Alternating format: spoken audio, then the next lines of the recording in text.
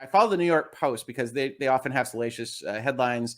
Some people call it a rag. I think it's between kind of a rag tabloid It's like and a newspaper. They have some good stuff. They have some bad stuff. They ride that line.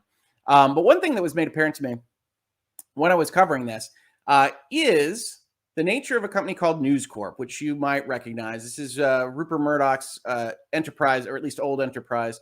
News Corp, as described by Wikipedia, which I don't recommend for overly political things, but in terms of just raw information, feel free to use as a resource.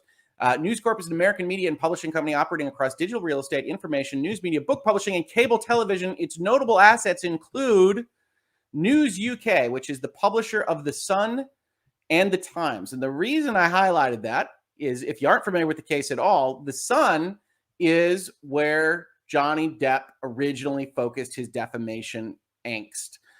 He launched a lawsuit in the middle of 2018 that, because the law is slow, took a couple of years to get going, and he ultimately lost.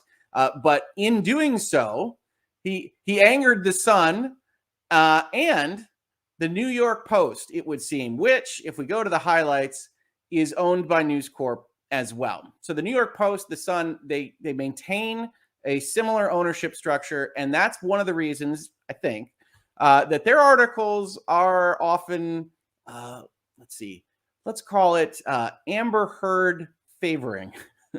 Now, they do report on a bunch of the other stuff that comes out here, but I wanted to grab one in particular that's described as an opinion piece that says some stuff that's very interesting in terms of shaping narrative and what you might otherwise get from it. And this was prominently, the article I'm about to pull was prominently on their front page for a full 24-hour cycle after Amber Heard started testifying. This is an opinion by an author by the name of Maureen Callahan, and it's titled "Amber Heard's Riveting Testimony Took Apart the Johnny Depp Myth." This is their headline item on the day. And now New York Post's website kills me because they only put the day that it actually is. This is not helpful to me. The day that it was written is down here. So it's May 4th. It's 8:35 p.m. It's after that day's testimony, Amber Heard's first day, where she's giving her background and she gives a few of the stories that she started into. And I want to pull out a few lines here and talk about how I think this is, even as an opinion piece, it's pretty irresponsible for someone that's trying to come in with a reasonable minds can differ concept about what we saw from Amber Heard's testimony, which, again, we're keeping an open mind. We want to see if they can cash those checks, but you don't have to assume anything either way when anybody's testimony happens, including Johnny Depp's.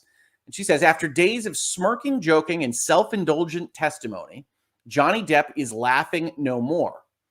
Oh, excuse me. There was that incredible moment. He was caught smirking on camera as ex-wife Amber Heard recounted the moment Depp cornered her in a trailer, which we're not going to go into too depthfully here. The rest of us recoiled, and Johnny Depp smirked, and that tells you everything you need to know. So, I mean, this author is not hiding the premises that she's using to write this, but as a person that really does try to come in on a rational basis, look at the facts presented, a smirk can never tell you everything you need to know, folks, right? So probably, if you're at all like me, you kick out of the article right here. If you're not, though, you're gonna get a little bit worse here. Whether you think Heard engaged in mind games and physical violence too, and I do, so that's kind of your acknowledgement. That's interesting, yeah. Yeah, that's your acknowledgement in this article. To me, that's you're presenting. I'm a neutral source, right? I acknowledge some things went down. It's like, well, okay.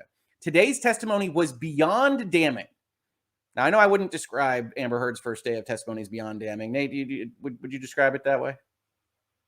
To be honest with the first part, I thought that she was painting a good picture. I think in other words, I think day one was more damaging than day two. Day one was damaging, but then day two was like exposed. You know what I mean? So I can see how you can characterize day one as damaging, not as damaging as they're trying to make it seem. But it wasn't. In other words, it wasn't just an overall. She's just making it up. Day two was like, yeah, she's just making it up. Yeah, no, I didn't get she's just making it up on day one. That's right. And that's the early days of their relationship. You get a lot of that kind of whirlwind romance type talk. And yeah, I caught more flowery and fanciful language than falsity there. And I actually think if day two weren't quite as trying, then it would have been a good way to establish her baseline. Like, this is just the way she Yes. talks. This is just the Yes. exaggerative style she uses, because Johnny Depp did that, right? I remember when Johnny Depp takes the stand and I'm like, what even is this? Because it's all cut apart. It's all kind of half sentences. And it took a while to get used to. And then once you did, I don't know, you kind of feel like you got his vibe and you understand how he's talking. So yeah, again, it's just framing these things. This assumes there's a certain assumption of truth here, which anybody can have. But you're already seeing where this is going. She gave numerous detailed examples of Depp's abuse, scenarios in which she placed eye or ear witnesses, making her testimony all the more credible. Why tell stories that could so easily be refuted? And this is actually why this article jumped out at me. This is problematic. Yeah. So, I mean, Nate, I've talked about this before, but one of the things that I am keeping an open mind about is that she's writing checks all over the place. That's what I mean when I say that, right? There's any number of these stories that should be verifiable. But the fact that they are verifiable can't be treated as, well, only a crazy person would go forth with so much detail and with so many things that could be refuted, right? Yeah. We used to call this the tell with no show. Like, show and tell, you got to have both, right? You tell and then you have the show. But this is all tell but no show. And that's what's happening with her testimony. She's telling us a whole bunch of things, but showing us nothing. So, the person here is trying to spin it like, yeah, she's telling us all this stuff and she's showing us things to back them up. But we haven't heard from any stewardess. We haven't heard, like, all the people who she says, well, it's even worse than I'm portraying it right now, to be honest with you. Yeah. Simply put, everyone who was there, security, doctors, lawyers, goddamn the police, everybody says that what she's saying happened didn't happen. The only person that's saying what happened is her.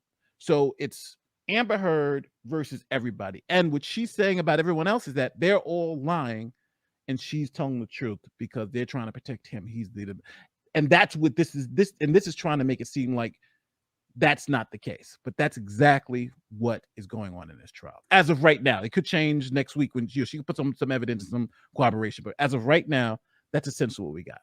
Yeah, and I wanted to ask you about that, right? Because I think it was Ian, one of our fellow panelists in LawTube, where we're discussing these things, said, if this is your story, if you're going to go directly against Johnny Depp, who's put on police officers and put on these various things, might it make more sense to set up your corroborating witnesses before you give Amber Heard her narrative?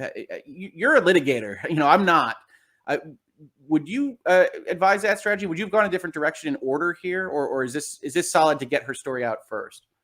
Well, to be honest with you, I haven't been in a court. I haven't litigated anything in a couple of years now. So I want to make sure people don't know I'm just walking out the courtroom.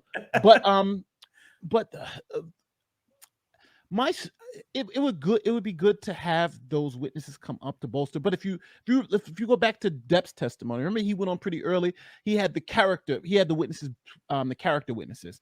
His sister, he had his sister his first, best friend, right? And those character witnesses were trying to explain his the way he spoke and the type of person he was. So then when he got to the stand, people weren't surprised when he started being as eccentric as he was. And we were like, oh, that's just Johnny. It was the Johnny we heard about from the best friend, from this person, from that person. And then he buttressed it within the security team. Hey, we were there, we saw nothing. The police, so all those came after him to help say, okay, here's his story, here's who can verify the story. I'm not sure what Amber Heard's team is doing a little different job. So they instead they put the doctor on to explain, that she's not the psycho that Johnny Depp's team is made her out to be. And then they put her on right behind it. Now, I'm assuming if you're going to put her on so early, their next 5 or 6 witnesses have to be witnesses that can corroborate things in her story. I don't believe they're going to corroborate the whole thing, but they're going to be trying to say, we can corroborate this one event. And if we can corroborate this one event and you believe it, then she wins. That I think is a strategy going forward for the Heard team.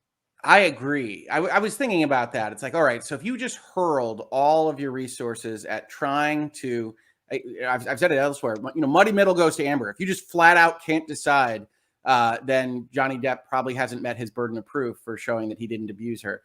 So if you just throw all your resources at one event and try to say, well, this is we can show this. We've got somebody that's saying, The makeup artist says, yeah, I did see bruises, or Whitney comes in and says, yeah, it happened that way, give or take.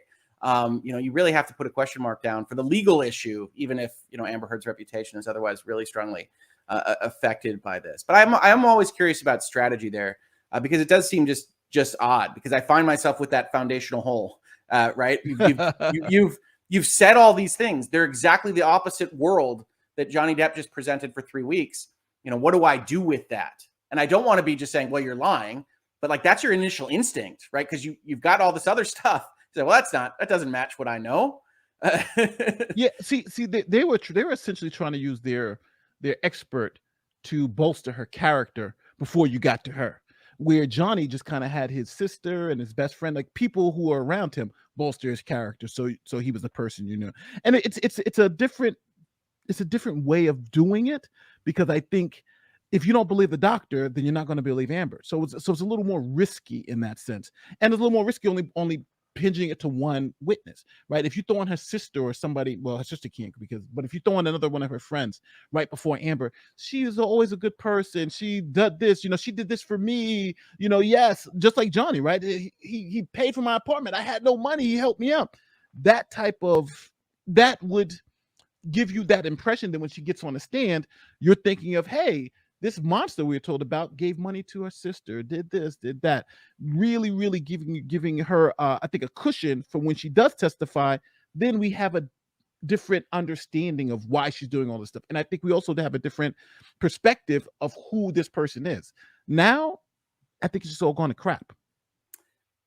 Yeah, it sounds like it, right? And this is what I've said on this. Like, I don't believe you, and I want to give you the chance. I will say this, the strategic person in me says, I think that does make more sense as a strategy. And this is unfair. This would be unfair if I wrote it in the New York Post or anywhere else. But does that mean you don't really have anything? You don't have anybody that can talk about her character. You don't have anybody that can bolster in that particular fashion. And this is what you think is the strongest thing that you can do, because the lawyers have looked at what they've got and they've decided on what they think is their strongest strategy. And it might well be, if you can't quite get people to say those things, that you just put her out there and try to just reset the framework entirely, right? And like that you just go bullying right through Johnny Depp's case and say, this is how the world is, because you might win. So I'm honestly very eager to see cross-examination, and I'm very eager to see what the rest of their plan is. Because I do think people come into the comments and say, are Heard's lawyers just terrible? I really don't think they are. I have watched trials that have bad attorneys, and I think you can get on Elaine for responding to objections poorly, but otherwise, I think she's doing direct pretty well. She leads the witness a little bit. I think Rottenborn is a good attorney, so I'm interested to see what plan they've put together.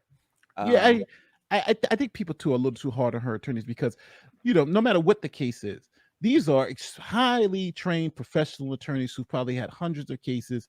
And the one thing, it's like what Mike Tyson says, it's easy to have a plan until you get punched in the face. And that's what you see sometimes with Elaine. She has a great plan, and then objection comes that punches her in the face, and she has to think on her feet. And maybe she's not used to such technical objections, because a lot of times you're practicing, everybody else, the judges kind of know how the flavor is. So you don't really get this whole objection on everything. And I think that kind of threw Elaine off. But just so everybody understands, these lawyers are doing a great job with the information they got. Because think about it this way, if you are Amber Heard's attorney,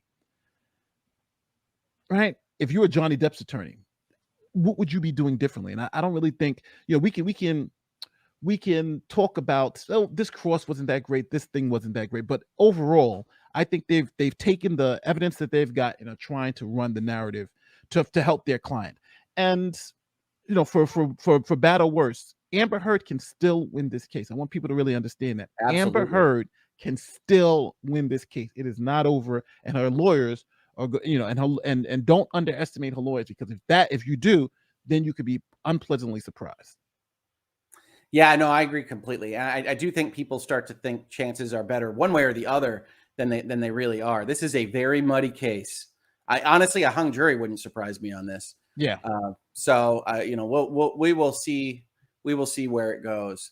This next part also, I flagged. I think I actually flagged it on the stream because I said, this is not the way you should write art. There's no off button with Johnny, Heard said. That was in her testimony. Depp, ostensibly sober, had been drinking in front of her and his children, sneaking booze into his coffee cup. Surely I'm not alone in suspecting Depp's ever-present silver mug, which he does have all the time, from which he gulped during Heard's testimony, contains something stronger than caffeine.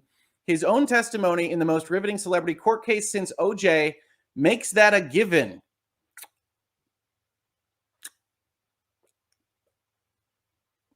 Wow. You want to talk about objection speculative, right? It's like that could even be, if he wasn't a public figure, that could even be defamatory. I think so. Well, so that makes it a given. I was thinking about this. I was like, is it a given that others could be thinking that there's something stronger than caffeine? I'm like, are you going to try to get that all the way back to just the thought alone? Because the initial reading I had is, oh, that's an accusation. Yeah. That seems to be an accusation. You can't just write opinion piece and just throw down stuff. So yeah. And so you do see, right? I said this is headlines. This is media shaping. The New York Post is biased. That's fine. Some shade.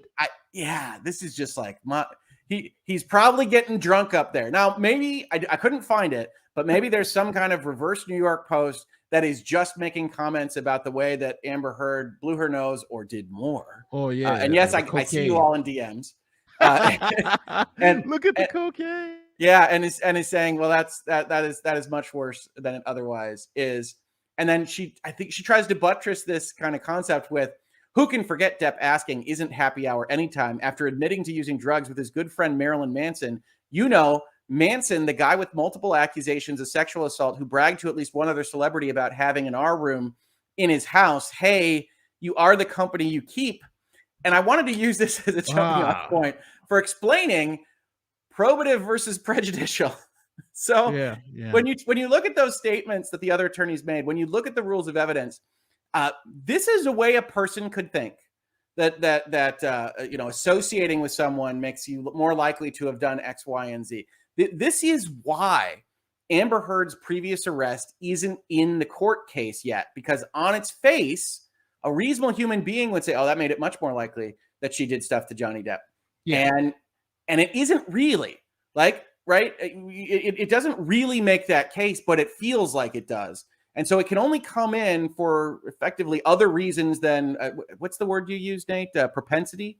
Yeah, it can't come in for propensity. It can come in for something else. Yeah, so you can't do that, but you can impeach other people's testimony and that kind of thing. So it's you can see it writ large here. This is why the court system is the way it is, because this doesn't not make sense on a certain kind of gut basis. It also isn't fair to the plaintiff or a party in the case, and so that's why I wanted to highlight that, because it's essentially saying, because his friend has not even been definitively said to be doing these things, because his friend is accused, and now you are the company you keep. So that's guilt by association, which is obviously a no in any courtroom around the world. That's just wrong. Yeah, no, it can't be the right way to do things, right? So yes, I can see I've already kind of lost track of the super chats. I'm doing my best, guys. It's all right. Hoeg is new to this, people, but hey, they love you regardless, baby. We'll get them all. No, I appreciate it. It auto scrolls for me, and I'm trying to keep my place and just starring them, and it is becoming a thing.